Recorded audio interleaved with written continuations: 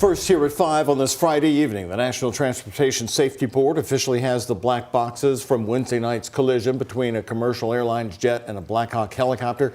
It remains our top story. Hello, everybody. I'm Doug Proffitt. And I'm Shay McAllister. Those black boxes will be crucial for investigators as they uncover information to figure out what led up to the incident and dozens of deaths.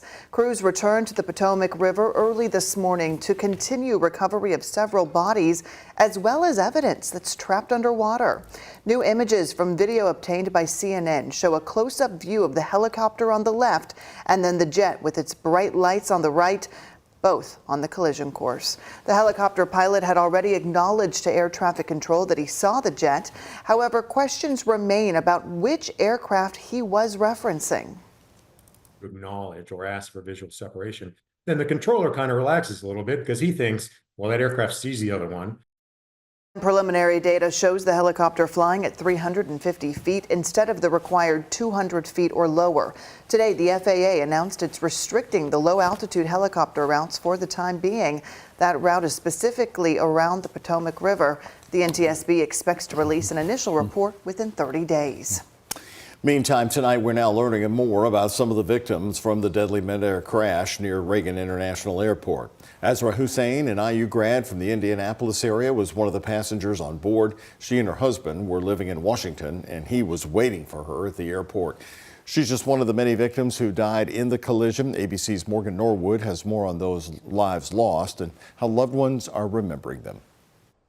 As authorities try to determine what caused that deadly mid-air collision over the Potomac, we're beginning to see the faces and hear the stories of the 67 lives lost. Today, the Army identifying two of its service members on board the Black Hawk, Staff Sergeant Ryan O'Hara of Georgia and Chief Warrant Officer Lloyd Eves of Maryland. Lindsay Fields, the president-elect of the National Association of Biology Teachers, was flying from Wichita, Kansas to Washington to advocate for excellence in life science education, according to the association. Kia Duggins, a civil rights attorney, was set to become a professor at Howard University Law School in the fall. Her conviction is what stood out the most to me. Seeing how passionate she was about the work that she was doing and for such a good cause. Elizabeth Keys, being remembered as a strong, fearless woman who embraced life at full speed.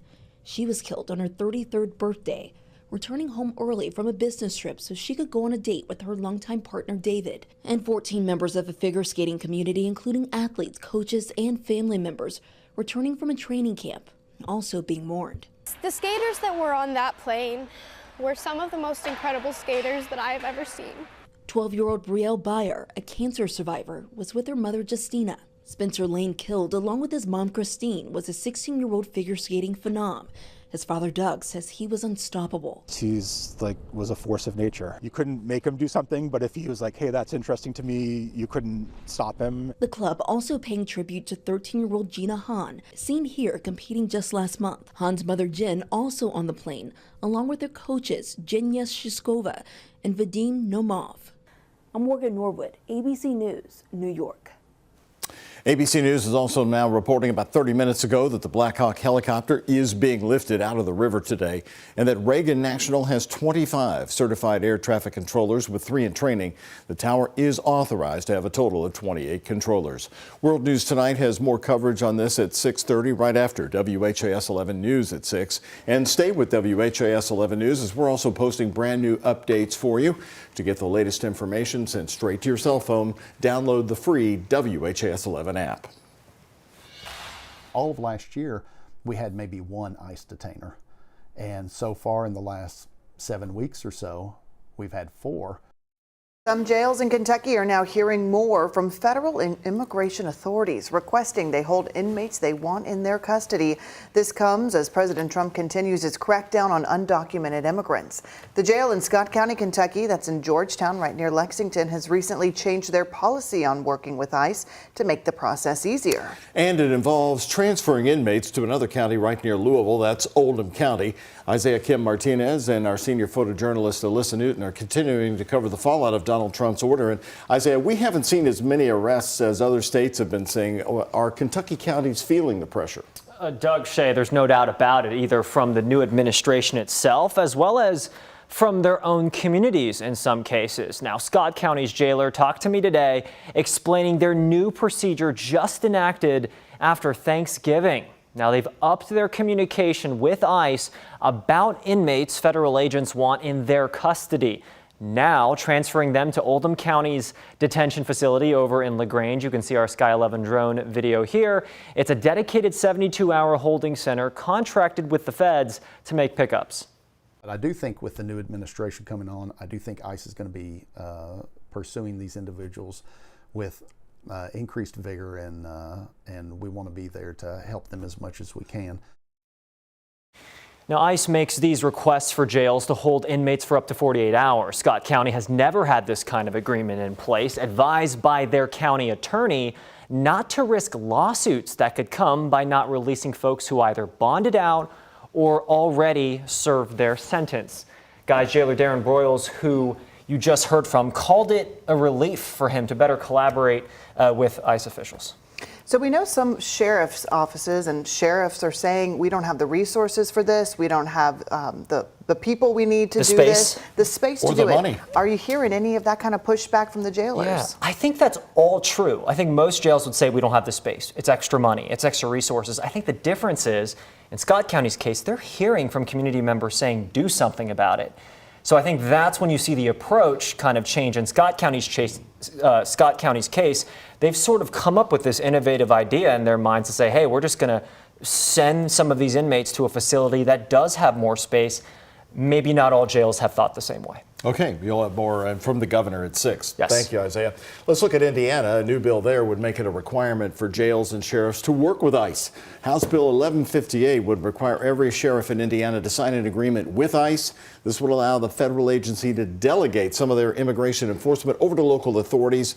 The Indiana Sheriff's Association is officially neutral on the bill, but sheriffs have come out questioning the idea, including Gibson and Tippecanoe counties in Indiana. Their sheriffs tell our Indianapolis station it would create more work for their departments, and those departments are already struggling.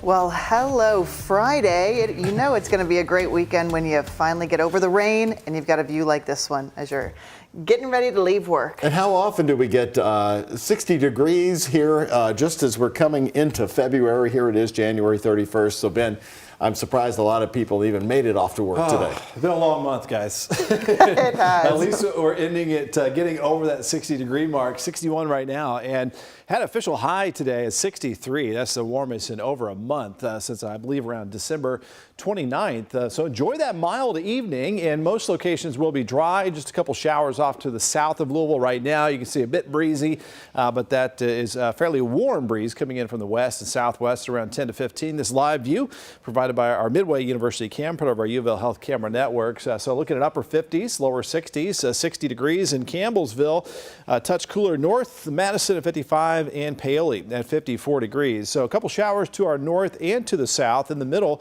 lots of sunshine.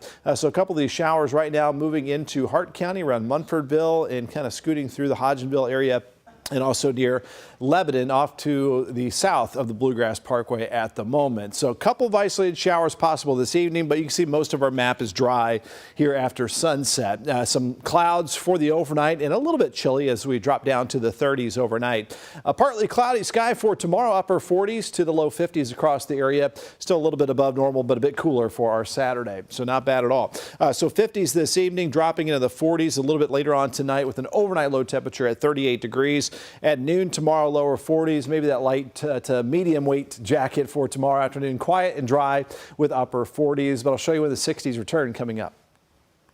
Okay, Ben, thank you very much. More local news for you here at 5. A Kaiser Family Foundation review of vital statistics found that Kentucky's overdose death rate is 50% higher than the national average. But there is help. Today, nurses, doctors, and recovery advocates came together in the fight against drug addiction. Our Ian Hardwitt met with them today.